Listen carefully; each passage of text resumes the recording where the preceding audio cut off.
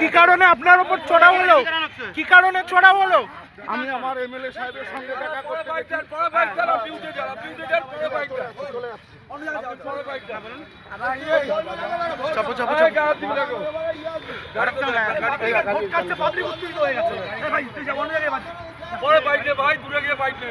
উঠতে ছাড়ো পুলিশ প্রশাসন, হায় হায় পুলিশ প্রশাসন, হায় হায় भारत माता की, भारत माता की, बीजेपी जिंदाबाद, बीजेपी जिंदाबाद, बीजेपी जिंदाबाद।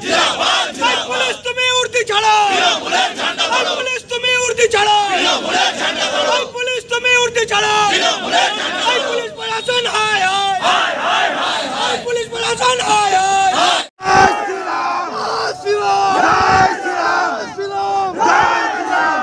जिंदाबाद जिंदाबाद जिंदाबाद जिंदाबाद जिंदाबाद जिंदाबाद जिंदाबाद जिंदाबाद जिंदाबाद जिंदाबाद।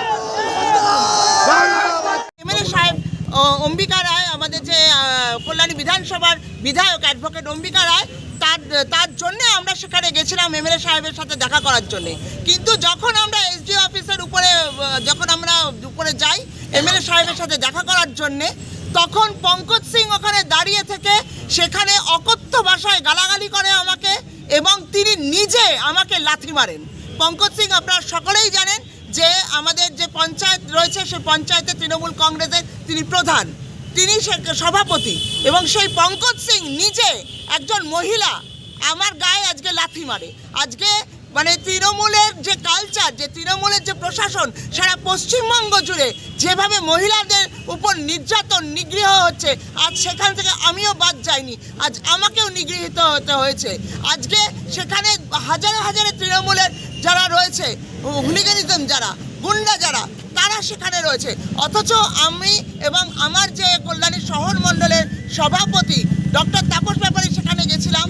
তাপস ব্যাপারীকে মারতে মারতে নিচে নামিয়ে নিয়ে আসা হয়, এবং আমাকে সেখানে তৃণমূলের পুরুষ কর্মী গুন্ডা তারা আমাকে সেখানে আটকে রাখে, এবং পঙ্কজ সিং নিজে আমাকে লাথি মারেন।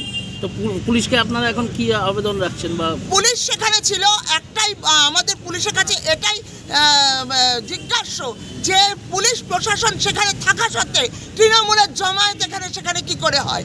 অত তৃণমূলের কর্মী গুন্ডারা সেখানে কি করছে? আজকে পুলিশ কেন তাদেরকে সেখান থেকে সরিয়ে দিতে পারছে না?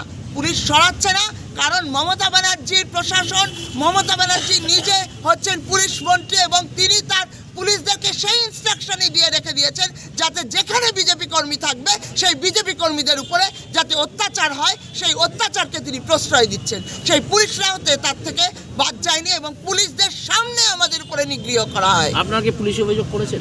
আমরা এখনো পুলিশে অভিযোগ করিনি, কারণ সবটাই পুলিশের সামনে হয়েছে। আমরা থানাতে এখানে এসেছি, আমাদের জেলা নেতৃত্বরাও আসছেন, তারপরে আমাদের নেতৃত্বরা যেভাবে বলবেন আমরা সেইভাবে করব। আপনার নাম আর পরিচয়? আমার নাম ইন্দ্রাণী দত্ত, আমি বনগাঁ সাংগঠনিক জেলার মহিলা মোর্চার দায়িত্বে আছি। রিভেরিফাই করার জন্য আমরা ডাউট করছি, কিছু রিজনেবল জাস্টিফিকেশন আছে সেই ডাউটের পেছনে, সেটার উপরে বেস করে আমরা অবজেকশন দিচ্ছি।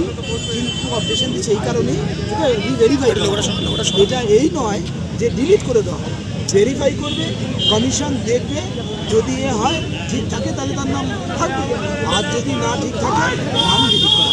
কিন্তু দফায় দফায় দেখলাম গন্ডগোল, এবং আপনাদের এটা কখনো পারে না, কারণ ইআরও এবং এইআরও তারা অ্যাকচুয়ালি ডিস্ট্রিক্ট ম্যাজিস্ট্রেটের কথা শুনছে, ডিস্ট্রিক্ট ম্যাজিস্ট্রেট মমতা ব্যানার্জির কথা শুনছে। District magistrate, election commission of India বা সিইওর অফিসের কথা ডাইরেকশন তারা মানছে না।